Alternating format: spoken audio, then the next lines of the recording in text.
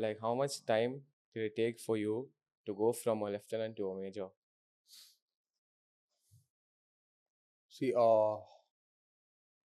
I got commission as a lieutenant after a year in the academy where you were called as a gentleman cadet, Mm-hmm. and then you start as a lieutenant as a commissioned officer, and it's all time based promotions, right? Mm. So after 2 years you become a captain. You Okay. stay a captain for 4 years, 4 years. Okay. and 6th year you become a major, and another 7 years you continue to remain as a major. 13th year you become a lieutenant colonel. Okay. Yeah. So it's all time based Time based. until lieutenant colonel. Mm. Post that, it is you have to write your service selection examination. Mm. Then you become a colonel, then colonel to brigadier, brigadier to major general. Mm. And like the top post is what? The top post is general, chief of army staff, and recently, I think 2 years back, 2 or 3 years back, they came up with another post called combine CDS. Okay. That was one, and then there's another.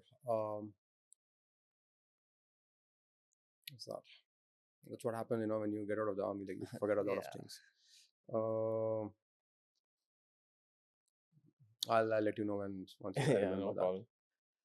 So, like, which is your favorite operation that you have been part of? Like, have you handled like any operation where you're in the front? See, the funny thing is the way civilians look at operation and the way we look at operation is uh, for like, what do you like understand? Like, what comes to your mind when you hear the word operation? Maybe it's something planned and you execute to, you know, to serve a certain purpose. Yeah, that's I mean that's a very eloquently put across. That is an operation for us. Whatever we do is an operation. Yeah. If you are trying to win hearts and minds of people, we Mm-hmm. call it Operation Operation. Sadbhavna. Yeah. Okay. If you're like trying to hold ground in Siachen, we call it Operation Meghdut. And if you're trying to eliminate terrorists, we call it as Operation Rakshak. So everything, whatever we do with an objective, with resources allocated, within a time frame, we call it as an operation. But to answer your question, I was part of multiple operations while I was posted in Rashtriya Rifles, Mm-hmm. and to eliminate that guy, Jahangir. And then we've had a couple of close ones, Okay. wherein close ones and funny ones, of course. So wherein we kind of missed him by a whisker. Okay. And then the funny ones is I mean, this you got to listen to. So I had taken my team out. It was a hard end that there's some movement of militants uh, happening in our area of responsibility. Okay. So I was on one ridge, Mm-hmm. and so we were just trying to block the pass, preventing him from moving from one AR to another. So the actual operation was happening in a different AOR, like where my brother officer, my colleague was operating. And so generally, if you know that it's not on your edge or in your AR, you let your guard down, and you are not on that superb alert mode. So in middle of the night, it was me and my buddy's turn. So everybody had it was weapons down. Like everybody was kind of having a easy time, somewhere close to 8 or 9ish, and somebody was making. So whenever we go there, we just break wood and make dal chawal. So we prefer eating hot food. And a few people were cooking, and few people were there, and I was just with my weapon and my buddy. We were on guard. So all of a sudden, this one guy emerges from the forest, and my buddy, both our weapons were side. We were not weapons on. All of a sudden, me and my buddy, we reach out for a weapon. Okay. And we cock our weapon.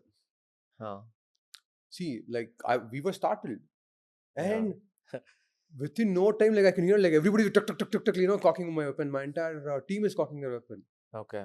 And I kind of my mind wandered in many directions. Mm-hmm. For for a fact, I knew that the militant could not, cannot cross over that ridge, come down, cross a river, climb up, and be here. We were just there to like block the pass, and I know that fact that that cannot happen. But can does my soldiers have the ability to analyze? Hmm. I don't know. They just follow orders. And from nowhere, this guy approaches. He has a fucking axe in his hand, Okay. and we all aim. If you kill a civilian, it becomes a human rights issue. Right. It's like you can let go Yeah. of a terrorist, you're still fine. But if you get a civilian, like you're gone. Yeah. It's like your reputation is gone, your life is gone. In fact, Mhm. then like I slowly approach that guy, and I'm still scared. Like where these people will just like open a fire, right? Yeah. So we are all the soldiers are well trained, Mhm. but you never know the psyche of like Right, one right, Yeah. individual. And when it comes Yes. to firefight, all it matters is like the first person who opens up a fire, everybody opens up, because it's either the other person's life or your life. Hmm. It all boils down to that. Yeah. And I slowly like go to that guy and then say like, throw your axe first. Hmm. He's reluctant. Then you never know, like they wear that big thing, no? You never like he throws his Yeah. axe and he might like open his AK-47. So then he threw like I asked him like, what the fuck are you doing at 9 o'clock? And then why didn't you just like, you knew like the forces were here? Why didn't you make a noise? He said, sir, I've lost my goat. And fuck, man. Then we did not let him go. Whole night he had like, what Okay. if he's Yeah, right. acting as a scout for Mm. the militant? Yeah. So there are like lot of parameters you're supposed to consider. And finally, like in the morning, like we took him. For 3 days he was with us. He was locked with us. Okay. I don't know, like probably some wild cat would have taken his thing. But see, though it might sound funny now, like when I reflect back, Yeah.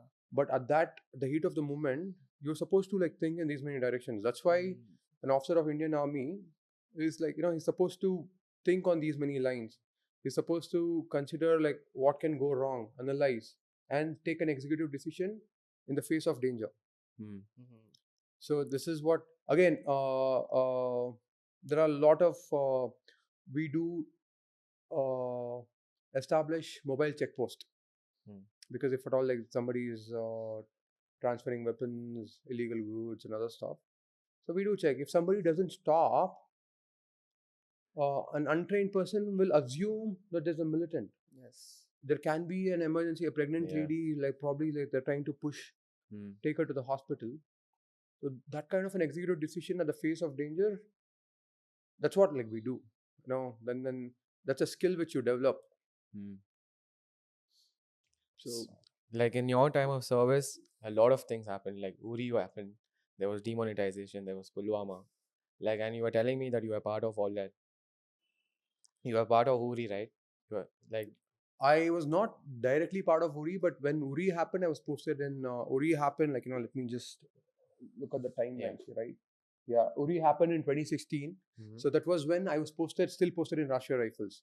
Okay. So just if I have to narrate about URI, right? Like what Mhm. happened is, uh, it's a known fact that twilight hours, 4 Mhm. to 6, Mhm. psychologically also, like physiologically and psychologically, like it's a human being is at the weakest. If you see like most of the accidents happen, like the truck drivers and all, they pull across and pull Yeah. over and they don't Yeah. drive, because you're just trying to like get used to that, those the change in time, the sunlight, and then everything. So it's universal across armed forces or civilians, right? That was a time when like unit actually gets ready, they warm up, Hmm. like a cook starts making tea, people get up, they do their morning ablutions, and like you're getting ready, this guard change of duty. It's a known fact. And that's when that during that time, militants attacked a military camp in Uri, and killed 19 soldiers and injured few. Hmm. So until then, there was no direct attack, such kind of an attack of that magnitude on any military establishment. They used to do either like convoy, or they used to do like a patrol or something. Hmm. But this time they had the real Yeah. balls for They got attracting a it. military unit where there are like so many people. Yeah. So that kind of shook the armed forces, and we had to retaliate. Yeah. So that's when, again on September 26th, Mm-hmm. India retaliated, Yeah. right? And that kind of made news, and that's again very well captured in the movie URI. And September 29th, I think it's celebrated as Surgical Strike Day, like, Yeah. from 2016.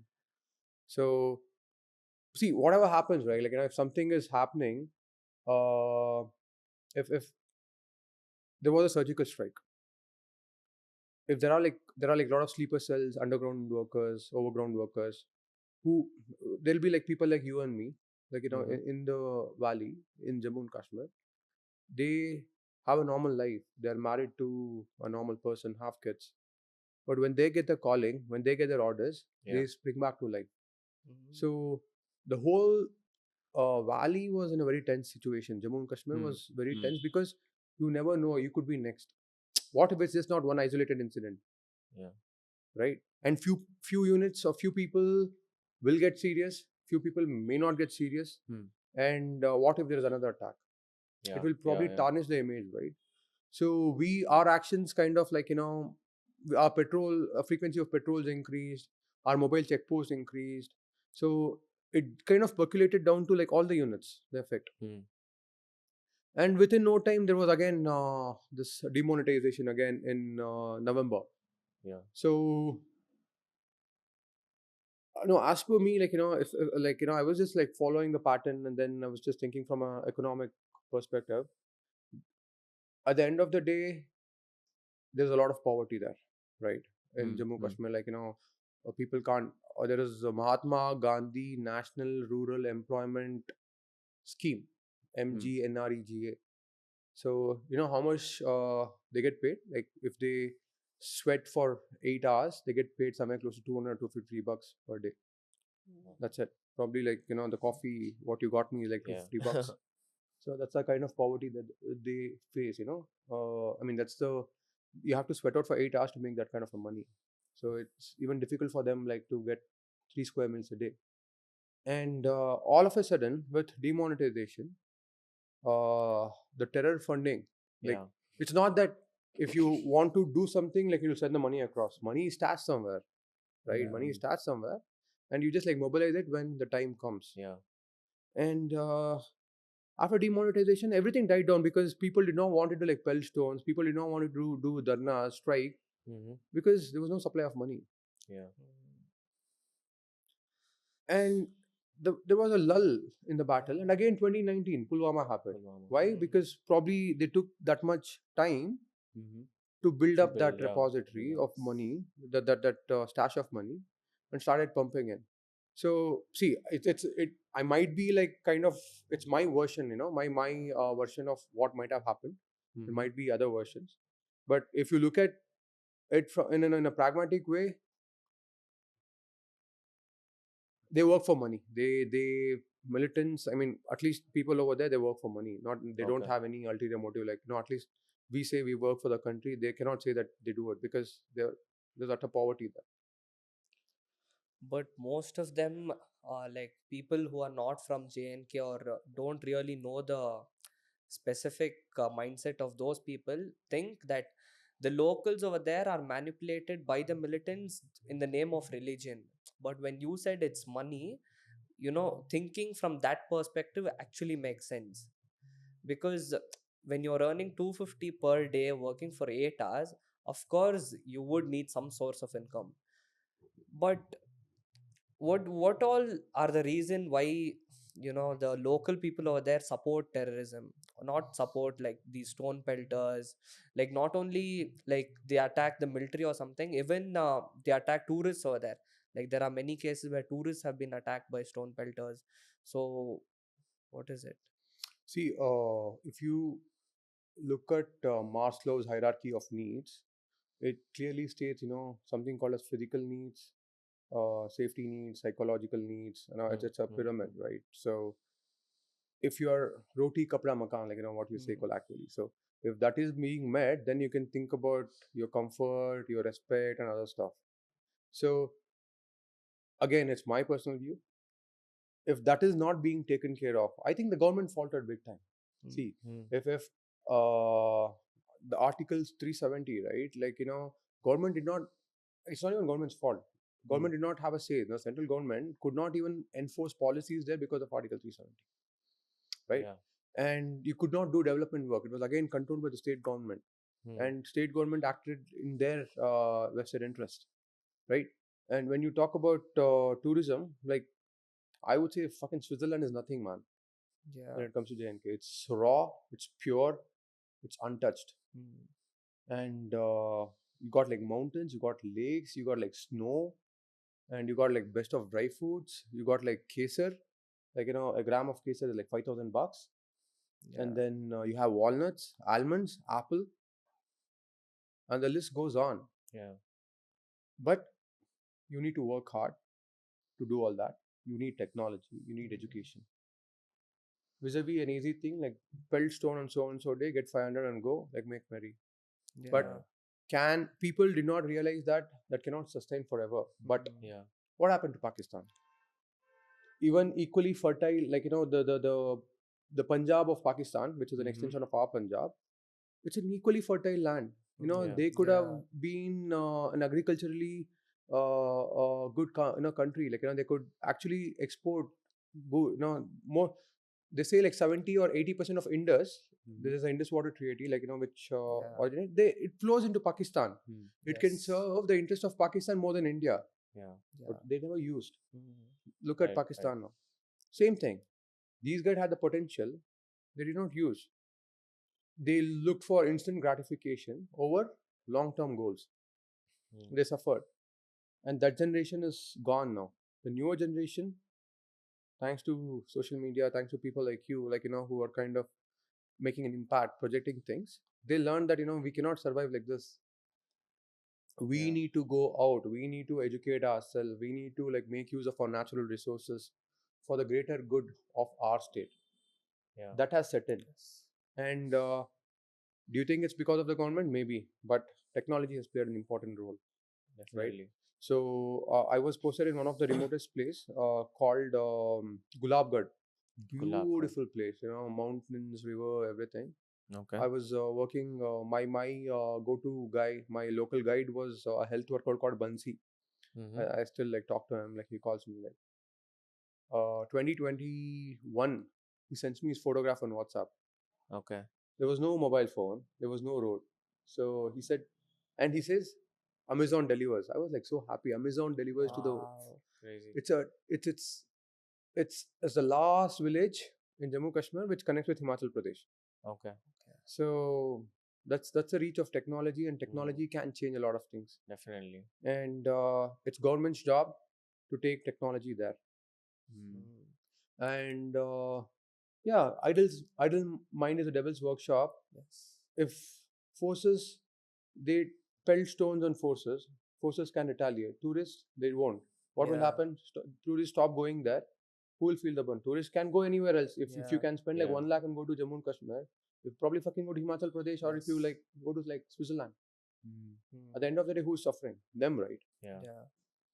So that kind of a thought process has come to the new generation, Right. that we just can't be on that line wherein we can pelt stones, we can do a lot of things. There is development that is required. So But how accepted was people there before and after Article 370? Did people really want that? Like, as shown in the movies, like, there are always a negative side of JNK showed, where, you know, at last there is a scene like where, people from Kashmir are stone pelters. That stereotype is there, and the poverty they show. But actually, like, when you said like the technology is improved, everything, yes, but Article 370 played a very huge role, maybe in the demographics or the geopolitically. I think what I feel is after 370 it became a better state, because the more reach the government could get into it. But what do you feel like before and after 370? see, I certainly agree with you when you say that the government's reach has increased. See, it's simple, man. Uh, the level of corruption. Say 100 rupees is the budget that goes to the state of Jammu Kashmir. If 80% is consumed by other people, like the politicians or the people in the government, and only 20% go to the people, obviously they'll have a subpar uh, facilities. They'll not have adequate facilities to healthcare, food, and other stuff. Just imagine that 20% becomes 40%. It's almost double for them, Yes. right? Yes. And 40 becomes 60. Mm. You'll feel the change. Yes. And all of a sudden, the 20 becoming 40 is like something they couldn't even thought of. They've been like oppressed like all along. People are amazing. Trust me. Wherever you go, people are really good. It's about nobody is born bad. It's all about your environment that makes you good or bad. And they have been like brought up in an environment wherein they say like it's not India. आप अपने देश चले जाओ वापस. Probably like few of the Yes. tourists have told me that why do they say आप India से हो? They'll ask like people in the boat आप India से हो क्या? Yeah. What the fuck is that? Yeah. You have a fucking Indian Aadhaar card. You're taking the benefits. What do you Yeah. mean like आप India से हो क्या? Hmm. See, the thing is, and the two small kids ask that question. Who has taught them? It's not the parents. It's the culture. It's the environment. That has to change, and it will start probably at an elementary level in the school, and then it will start with social media. And social media is very regulated in JNK. Like whenever during URI, Pulwama, everything, no WhatsApp, no internet. The Okay. government had the power to regulate Shut that. down. Just phone Okay. calls. That's it. So it's making a lot of progress now. Like I don't know. Like Yeah. I would be going to JNK. So like you were telling me before that you were a different Vivek back then when you were in the army, and now you're a different Vivek. How were you back then? Like, can you share a little bit? Like, how were you? See, back then maybe it's because of my uniform, the power I had because I was a Class A gazette officer. In the forces, I was a bit authoritative. I wanted things to be done in a particular way, and when it came to especially the military things, people reporting to me had to get the things done ASAP Hmm. without understanding, without even giving them a chance to explain things why it cannot be done. Uh, See, that was what was expected out of me from my commanders, and I expected the same thing. I was aggressive, uh, lacked patience, and see, I'm not saying it was good or bad, but that was my personality trait back then. And I think like the corporate culture has like humbled me a bit. Hmm. There are kids in my office, who don't give a fuck about authority, and they'll just do the things the way there's utter disregard for time. It's 12 o'clock, can be like 1 o'clock or 2 o'clock.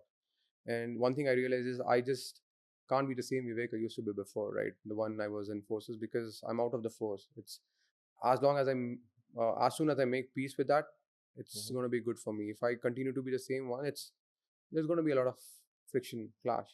So I've kind of mellowed down now. But at that time, that Vivek helped you become what you were. Like, if you were like that, and that was that, do you think it was good or bad that you were like that back then? Do you have like any regrets that you were like that or no? No, no, no, no regrets in life. It's Uh, just that uh, yesterday I was mentioning in my the conference I moderated. Uh, there's like one principle in army. It's called adapt, improvise, and overcome. hmm. Expect things to go wrong, and when it goes wrong, you adapt, improvise, and overcome. Right. So if I use that philosophy back in the armed forces, initial few days, I was being very rigid in the corporate. Then suddenly, I had that eureka moment. Fuck, man, you use that adapt, improvise, overcome. Why did you let go of that principle? Start using it more. So you are in a new environment. Consider Mhm. this as a new posting, and the it revolves around not paying head to authority, not maintaining, not having a sense of time sense. If that is the rules of the game, you just adapt to it, improvise, and overcome. Don't be rigid. Hmm. So that's a principle I follow like throughout my life. Whatever it is, wherever I go, understand what's the game, what's the rules, adapt to it, Okay. improvise, and then you overcome.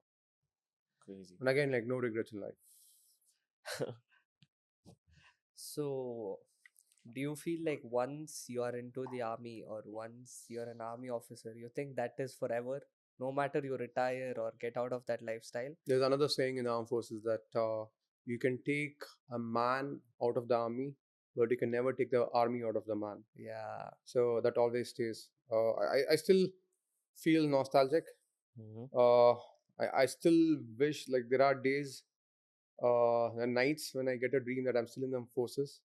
And frankly speaking, if they call me, I would probably drop everything and go back. Damn. Wow.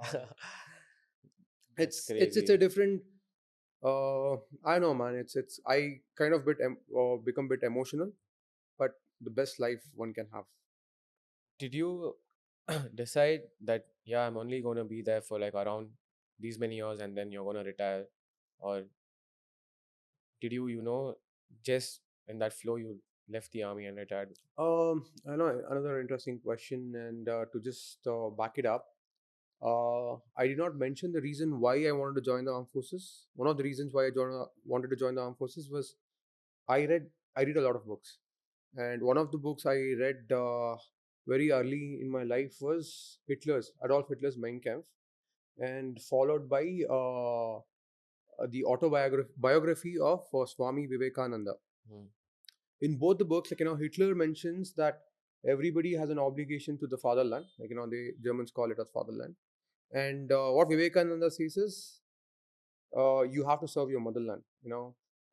Build Vivekananda goes Swami Vivekananda goes even further ahead, saying that young men should build nerves of steel and muscles of iron, and they should be like more in the field. They should be like more in the field. They should be doing a lot of things, and then comes your Bhagavad Gita, Vedas, and other stuff. I'm not able to like Yeah. The unquote the exact, exact words, but the gist says that you have to be active Yeah. and serve your motherland. Nation. Yeah. And those two books and Mm-hmm. those two actions, like kind of um, had a very deep impact on me. And that's when, like, uh, probably all these things kind of like a rocket booster, it triggered at the right time and it's just kind of launched me into the forces. Okay. but was your retirement pre-planned or To add on yeah. to that, I wanted to I never wanted to make army as a career. Okay. I just wanted to serve and serve in the hardest places, like where a soldier is meant to serve. Mm-hmm. Luckily, like everything unveiled in a way that in my way, Siachen, Rashtriya Rifles, Assam, Arunachal Pradesh, and then final Bangalore, where I was also involved in flood relief operations. I've done best of the things which most of the soldiers want to do Mm-hmm. and few get to do. And after that 10 years, like it was I decided that post that it's more of administrative work, like less Okay. of action. And I had some injuries, like hurt my back, I had a slip disc, Okay. and then hurt my knee. And I was again, of course, like married in 2018, and I was just married for 14 days. Like I went back to the unit, my wife went to US, then COVID happened, Okay. so we did not for like 4 years. I was married only for 14 days, and then we were like staying away from each other. Hmm. And I thought, anyways, I was searched, so I'll just like move out, make some money outside. So what's that one incident in your 11 years of service that you would want to tell someone, maybe your kids or maybe sometime in the future if someone gets this to watch this episode, what is that one moment that they should hear from your army life? See, personally, uh, I would say army life. Like if you're a soldier, what is more attractive is if you kind of like take a life of a militant, of you kill a militant, neutralize a militant. That is something which everybody wants to do. In my case, when when I was in Rifles, that's something I wanted to do as well. Hmm. But when I came to Bangalore, when I kind of saved a lot of people, when we Mm-hmm. relocated a lot of people in a Frederick situation, and there was this one old man, who was hanging on to his life on a tree. I Okay. literally went inside the river. I just piggybacked him, and I don't say I saved his life, but I just brought him to safety. And the joy he had on his face, him and his grandson, that is something which probably gave me a lot of happiness. Like at least I could do something to save few lives directly. Indirectly, if you kill a militant, you are saving a lot of life because he can go Yes. ahead and kill. But Yeah. this was a direct action of me which could uh, save few lives. That is something which, again, I have a very different view of looking at life. So that is something which would stand out. What do you think the Indian Army is best at, and where do you think that we are lacking? Oh, see, we are an army which is driven by soldiers, by people, and most of the other armies, the Western armies, what we see in the movies and all, they are driven by technology. Mm-hmm. And if you take out the technology, if you pit humans against humans, hands down, we are really good because we go through the hardship. We don't get the best of the equipment. We don't get the best of the weapons. Okay. Uh, uh,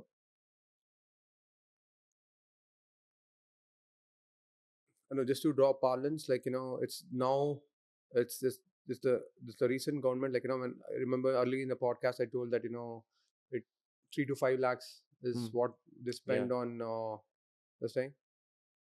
When the war happened, when I spoke about Nabsuda Bana Singh, they just had normal shoes, Mm-hmm. normal clothing, and they fucking survived at minus 60 degrees and they held on to the post. That's the Yeah. legacy we have. That's our lineage, Indian Armed Forces lineage. Against all odds, weather, whatever, we don't give a fuck. We will get it done. And if you look at other forces, they're just dependent on technology. They wouldn't probably waste Yeah. human lives or human hours to Mm. go and sit on a hill, wait for the militant. They'll probably send a drone. They'll have everything captured. Mm. So of course, I mean, affordability is something. We are a huge, we are an emerging economy, and they're Yeah. all developed countries. They can afford to do it. We are slowly getting there, but Yeah. I would say we are people driven, and that's our greatest strength, and it will continue to remain our greatest strength. Okay. The best gun you think that you have used, or the best gun out there? See, if you talk about the weapon profile, I have like in SAS, Indian Small Arm System is something which every soldier uses. Okay. And once you go to Rashtriya Rifles, you get Is that like a pistol no, that's a rifle, rifle? Okay. semi-automatic rifle, Hmm. which can fire three bursts in a Three bursts. Okay. semi-automatic mode and Okay. single burst, one Okay. Yeah. bullet Yeah. in one this time. And the second one is AK-47. Mm-hmm. It's a automatic, you just pull the trigger like you can empty the entire magazine. And we do have a 9mm pistol. Officers get to fire a 9mm pistol. I fired a rocket launcher, RL, and then use a lot of grenades. And then few OZ, and then MP4, and then Dragonov is our sniper rifle. Dragonov, yeah. And then so uh, I when it comes to personal weapon, I say there's nothing as versatile and robust as AK-47. It's you just bury it in sand, you take it out, it fires. You dip it in water, take it out, it fires. That's why it's the most preferred weapon even for militants. And they say even you can dismantle it easy, and the Oh yeah, assembling it's part the is very most easy. versatile weapon, Yeah. I'd say. And it performs when it's required to perform. That way, it's good.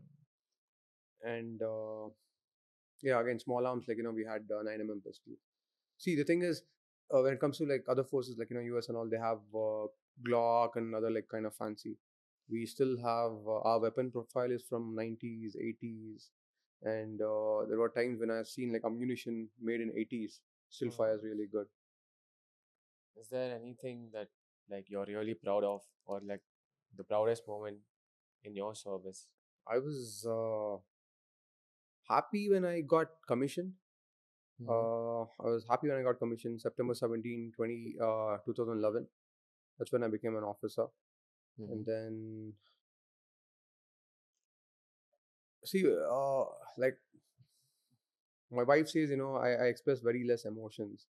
And it's okay. I've just lived my life, you know, one day at a time.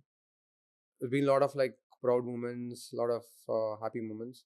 It's if you just want me to like single out, I don't know. I just can't think of anything on top of my That's head. Uh, I don't know. I'm yet to encounter that fine. that day where I can say I'm like super proud of something. So More than you being proud of anything in your life, I think we are very proud of whatever the work you have done, because no, it is obviously everyone's dream to live a life like yours, but it's not possible to do it by everyone. But still, yeah, you know, you have a lot more in your life to see. You look pretty young too, so there is a long way to go. I'm just one among the many guys. There are like people with much more heroic journey, much more who have offered much more in terms of everything life, and who have actually sacrificed their life for the motherland. I'm just like one among the many, and I think you're like one of the toughest guys that I've met. Like Yeah, you have achieved a lot. Like come on, and man. I think you need to accept that. Like you have got so many medals. You have been a part of major operations and all of that. Like being in such altitudes, walking in JNK, all of that thing. Like what I said right now. I think like you're one of the toughest men that I've met in my life. I mean, I'm glad you feel that way. Yeah. Yeah, thanks. So, yeah, again, like my wife always says that if somebody gives you a compliment, just accept it. Don't counter them. So I'm gonna accept that. Yeah, So like, how's everything now? How are you doing now? I'm just living my dreams, Mayur. It's been like 3 years out of the army. I do enjoy a lot of freedom. I don't have to float my leave application form to my CO anymore. I can travel anywhere. We can be with my family members. So I'm just enjoying the newfound freedom after a decade in the armed forces. Um, yeah. So corporate has been really good for me. I made good progress. Hmm. Uh, so I am working. I started working in the field of information security. Quickly scaled up into data privacy with a specialization in information security. And then I work for a AI healthcare company now. So company is doing good, and I'm doing good. So shuffling between Dubai and India. Hmm. Um, so I have no complaints about life. Life is really good. Yeah, What are your goals now? Like, what is one main goal that you have now? I want to make $1 million, $1 billion. Sorry, cut Billion. that. You have already So made $1 million, is it? I'm gonna ignore that question. Yeah, so you want to be a billionaire? I want to be a billionaire. I love that song as Yeah. well. But what are you going to do with so much money, man? I don't know. It's just numbers. So like my dad always tells me like beyond certain amount, like 100 CR, whatever you get is just number. Yeah. Yeah. Until 100 CR is something like you have to do. Then I said, if let's have a lofty goal, like either you achieve Mm, it or you achieve it. I mean, I don't want to fail trying for it, but I want to like achieve it. So that's crazy, man. But I don't know, but I have that goal like written on my whiteboard. I just reflect on it, spend a lot of time looking at it, and you never know, like if things are supposed to happen, it will happen. Especially in my case, it's always been God's grace, and God ensures that I get what I want. So There's two doors the country wants you, and then there's like another door. When you open it, there's $1 billion. Where would you go? Country wants me. It's no brainer. So you're ready to sacrifice that goal which you have written on the whiteboard. Oh yeah. When it comes to country, no doubts, no questions. Wow. That says it, bro. That is why I think I Yes. call you the toughest man. And like, definitely, like, I've been, I am like very inspired like by this conversation, and everyone who's watching this will also be, definitely they're going to be inspired Yeah. by you. And come on, man, like, I don't know what to say. It was lovely talking to you. Everything you said, everything we spoke about. This is why I wanted to do this. I swear I don't, like, for me, more than money, like, okay, this can help me like make good money. But for me, my first priority is like meeting people like you, having a conversation with you, like have a connection to such people, because of you sharing your experiences and all of that, I can live through that, like by just Yeah. listening to that. When you were talking about Rashtriya Rifles, dude, like I've just watched a movie where one guy was part of that thing.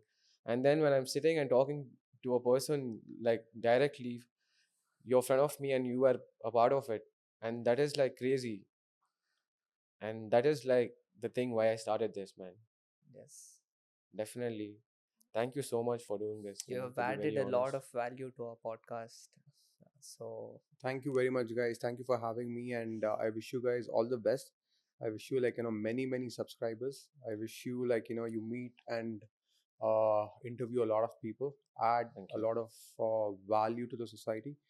In fact, like I spoke to you about that guy who was making a lot of change. Right, He right. was just sending those ripples in the yeah. corporate. So do something like add value, and yeah, as you said, if you're passionate about something, in your case, you're passionate about this, like money will follow, bro. Yeah. it's Definitely. it's it's always about you're following your passion, and I'm so glad that you guys just out of college and then you've chosen this path. Very seldom like people follow their passion. They just want to do a 9 to 5 job, but you guys are doing it, and I'm really happy for you, and all the best. Thank you. Thank you. Thank you so much. So before ending this, come on, Vivek Anand, we need like one more answer from you. Is there any learning that you want to give out to everyone who's watching this? Oh, see, considering the fact that your audience would be in the age group of say 16 to Like 25, our 16 to Yeah. age? 30. Yeah. Yeah. So I would say, guys, just concentrate on your health. When I say health, let it be like physical health, emotional health, spiritual health, and see, college education, work will all stay. But as long as you stay healthy, other things will fall in place. Uh, see, I love these guys because Mayu works out in my gym, and then he approached me, and one of the reason why I did that is like it's always good to I've seen him like working out, so it's always good to support someone like who's working in your gym and who's healthy as well. So I would say like make health your top priority. Everything else will fall in place. Yes. All right. That was Major Vivek Anand, guys. Thank you so much once again. And that's it for today. See you all on next Friday, man.